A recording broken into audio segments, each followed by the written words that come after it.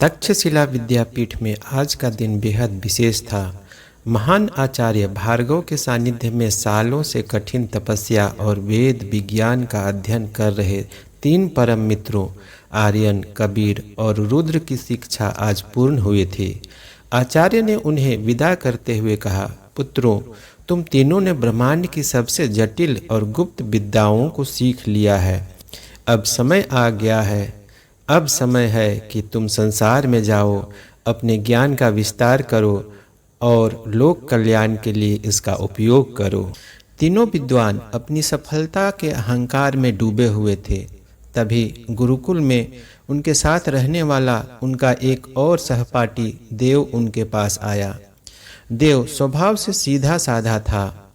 उसे गूढ़ मंत्र और जटिल वैज्ञानिक सूत्र याद नहीं थे, लेकिन उसकी समझ और देखने का नजरिया बहुत व्यवहारिक था। देव ने हाथ जोड़कर कहा, भाइयों, आप तीनों देश भ्रमण पर निकल रहे हैं, मुझे भी अपने साथ ले चलिए। मैं रास्ते में आपकी सेवा करूंगा और आपके ज्ञान से कुछ सीखूंगा। रुद्र ने उपहास उड़ाते हुए कहा, देव, तुम्हारे पास न तो विशेष विद्या है और न ही तीक्ष्ण बुद्धि। तुम हमारे साथ चलोगे तो लोग हमें विद्वान नहीं बल्कि मूर्खों की मंडली समझेंगे। कबीर ने भी सहमति जताते हुए कहा, हाँ देव, विद्या के बिना मनुष्य का कोई मूल्य नहीं है। तभी आर्यन ने बीच बचाव किया, कोई बात नहीं भाइयों, देव बचपन से ही हमारा मित्र रहा है, इसे हम अपना सहायक या सेवक बनाकर रख लेते हैं। कम से कम रास्ते का सामान उठाने में मदद मिलेगी। देव चुपचाप मुस्कुराया और उसने अपमान को नज़रअंदाज कर उनके साथ चल पड़ा। चारों मित्र उत्तर दिशा की ओर प्रसिद्ध साम्राज्यों की ओर बढ़े। रास्ते में नीलगिरी का मायावी जंगल पड़ता था। यह जंगल अपनी प्राकृतिक सुंदरता के साथ साथ खतरनाक जंगली जीवों और रहस्यमयी घटनाओं के लिए जाना जाता था। चलते चलते दोपहर हो गई। चारों एक घने वृक्ष की छांव में सुस्ताने के लिए रुके। भूख के मारे सबका बुरा हाल था। तभी देव ने ऊपर देखा कि पेड़ पर मीठे रसीले आम लटके हुए थे।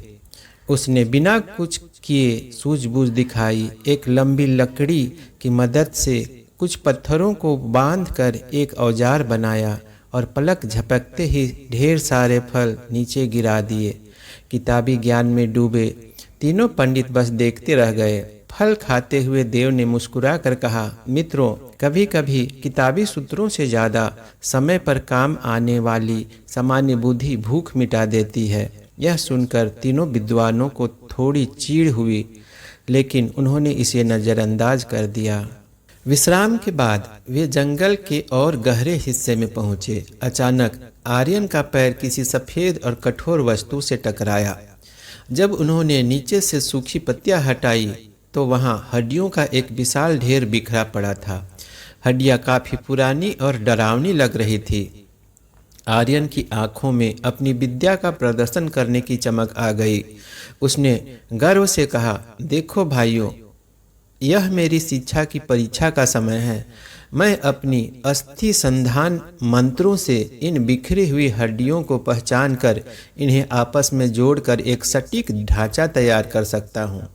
देव ने ध्यान से हड्डियों को देखा और कहा, भाइयों, मुझे तो यह किसी आदमखोर हिंसक जीव का कंकाल लग रहा है। इसे यहीं छोड़ देना ही समझदारी होगी। लेकिन आर्यन ने उसकी एक नहीं सुनी। उसने मंत्रोच्चार शुरू किया और देखते ही देखते हवा में एक जादुई ऊर्जा तरंग उठी और सारी हड्डियां आपस में जुड़कर एक विशालकाय जीव का कंकाल बन गई। वह कंकाल एक बहुत बड़े शेर और भयानक जंगली सिंह का था। कंकाल को देखकर कबीर का अहंकार भी जाग उठा। उसने कहा, वाह आर्यन, तुमने बेहतरीन ढांचा तैयार किया, लेकिन यह विद्या अधूरी है जब तक इस पर मांस और त्वचा न हो। अब देखो मेरी जैविक निर्माण विद्या का चमत्कार। देव ने कबीर का हाथ पकड़ लिया और विनती की, कबीर भाई, जरा सोचिए, यह एक हिंसक शेर का ढांचा है। अगर आपने इसमें मांस और चमड़ा डाल दिया तो यह और भयानक रूप ले लेगा। कृपया प्रकृति के नियमों के साथ खिलवाड़ ना करें। कबीर ने देव का हाथ झटकते हुए कहा, मूर्ख, तुम क्या जानो विज्ञान और विद्या की शक्ति, तुम सिर्फ डरना जानते हो। कबीर ने अपनी अंजलि में जल लिया, मंत्र पढ़ा और कंकाल पर छिड़क दिया। पल भर में उस कंकाल पर लाल मांस की परतें चढ़ गई, नसें दौड़ने लगी और ऊपर से एक चमकदार सुनहरी और घनी खाल आ गई। अब वहाँ एक विशाल, डरावना लेकिन निष्प्राण शेर लेटा हुआ था। अब बारी रुद्र की थी। रुद्र के पास प्राण प्रतिष्ठा की सबसे दुर्लभ विद्या थी। वह अपनी श्रेष्ठता साबित करने के लिए व्याकुल था। उसने आगे बढ़कर कहा, तुम दोनों ने अच्छा काम किया, लेकिन जीवन देना मेरे हाथ में है। मैं इस शेर में प्राण फूंककर तक्षशिला के नाम का डंका पूरे विश्व में बजा दूंगा। यह देखकर देव के होश उड़ गए। उसने भांप लिया कि अब अनर्थ होने वाला है। उसने रुद्र के पैर पकड़ लिए और रोते हुए कहा, रुद्र भाई, मेरी बात मानिए। यह कोई साधारण प्रयोग नहीं है। यह साक्षात यमराज को निमंत्रण देना है। अगर इस आदमखोर शेर में प्राण आ गए तो यह सबसे पहले हम सबको ही अपना भोजन बनाएगा। गुरुदेव ने कहा था कि विद्या का प्रयोग जगत के कल्याण के लिए होना चाहिए, विनाश के लिए नहीं। रुद्र ने अट्टहास किया, तुम जैसे डरपोक और अनपढ़ लोग हमारी महान विद्याओं की महिमा कभी नहीं समझ सकते। मैं इतिहास रचने जा रहा हूँ और तुम मुझे रोक रहे हो। अगर तुम्हें इतना ही डर लग रहा है तो यहाँ से भाग जाओ। देव ने देखा कि तीनों पंडितों की आंखों पर अहंकार की पट्टी बंधी हुई है और वे तर्क सुनने की स्थिति में नहीं हैं। उसने तुरंत अपना व्यवहारिक बुद्धि का इस्तेमाल किया। उसने कहा, ठीक है रुद्र भाई, अगर आप नहीं मान रहे तो कृपया मुझे एक क्षण का समय दीजिए। मैं इस ऊंचे और मजबूत बरगद के पेड़ पर चढ़ जाता हूँ। इसके बाद आप अपना चमत्कार दिखाते रहिएगा। तीनों पंडित देव की इस हरकत पर हंसने लगे। देव ने बिना समय गंवाए फुर्ती दिखाई और पेड़ के सबसे ऊंची और सुरक्षित डाल पर जाकर बैठ गया। रुद्र ने गर्व से अपनी छाती फुलाई और गहरे ध्यान में बैठकर प्राण संजीवनी मंत्र का उच्चारण शुरू किया। जैसे ही मंत्र पूरा हुआ, उसने शेर के हृदय पर अपना हाथ रखा। अचानक उस निष्प्राण शरीर में हरकत हुई। शेर की बड़ी बड़ी आंखें खुली जो खून की तरह लाल थी। उसने एक लंबी और भयानक दहाड़ मारी जिससे पूरा नीलगिरी का जंगल कांप उठा। सामने ही तीनों पंडित खड़े थे जो अपनी सफलता पर ताली बजाने ही वाले थे, लेकिन जैसे ही शेर खड़ा हुआ, उसने अपने सामने 3 इंसानों को देखा।